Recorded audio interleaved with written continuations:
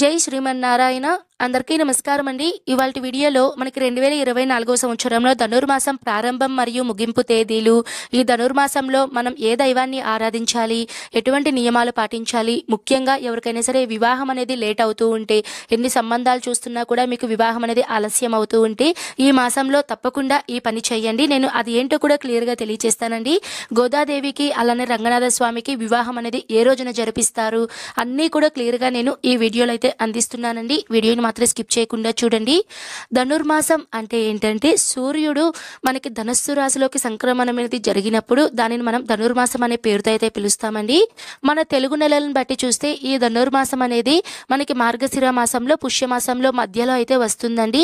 అంటే మనకి సరిగ్గా ఈ మాసం అనేది 30 రోజులైతే ఉంటుంది. కానీ ఈ ధనుర్మాసం అనేది మన తెలుగు వాళ్ళకి సంబంధించింది అయితే కాదండి. ఇది ద్రావిడ దేశస్తులకు సంబంధించినది. అంటే మన కాలం చాంద్రమానంలో ఉంటే వాళ్ళ కాలం అనేది సౌరమానంలో అయితే ఉంటుందండి. ఈ మాసంలో మనం ఏ దైవాన్ని ఆరాధించాలి అంటే శ్రీమన్నారాయణుడిని మనము శ్రీ రంగనాథ స్వామిగా అయితే మనము ఈ మాసంలో అయితే ఆరాధిస్తామండి. ఈ మాసంలో ప్రత్యేకంగా మనము తిరుప్పావై పాసురాలను ప్రత్యేకంగా అయితే పఠిస్తామండి.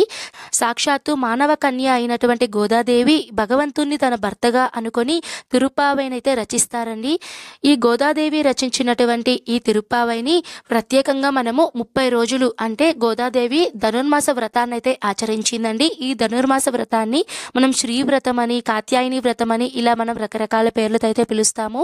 30 రోజులు ఈ ధనుర్మాస వ్రతంలో ఒక్కొక్క రోజు ఒక్కొక్క పాసురం చొప్పున 30 పాసురాలను అయితే అమ్మవారు అయితే రచిస్తారండి. ఈ తిరుప్పావై పాసురాల యొక్క విశిష్టత ఏంటంటే మనకి తిరుమల తిరుపతి దేవస్థానంలో సాక్షాత్తు స్వామివారికి తెల్లవారుజామున సుప్రభాత సేవ అనేది మనకి జరిపిస్తూ ఉంటారు కదండి. కానీ ఈ ధనుర్మాసంలో మాత్రం ప్రత్యేకంగా సుప్రభాత సేవకు బదులుగా అయితే మనకి ఒక్కొక్క రోజున ఈ తిరుప్పావై పాసురాలను అయితే పఠిస్తారండి. అంతటి విశేషత ఉందండి ఈ తిరుప్పావై పాసురాలు.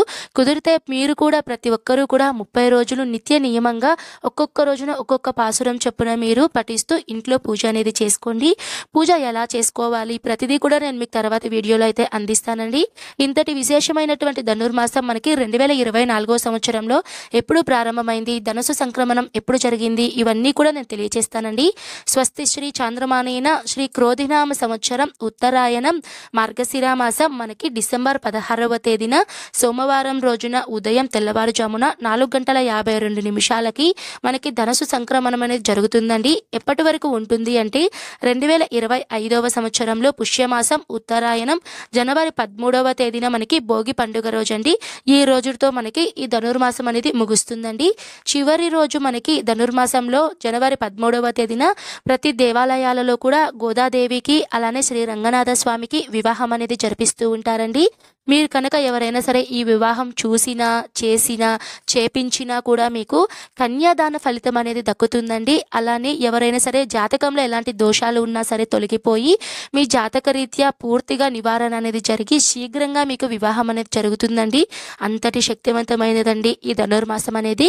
ప్రతి ఒక్కరూ కూడా నియమ నిష్టలతో తప్ప ఈ వ్రతాన్ని ఆచరించండి. మీకు అతి శీఘ్రంగా మంచి ఫలితాలు అనేటివి వస్తాయి.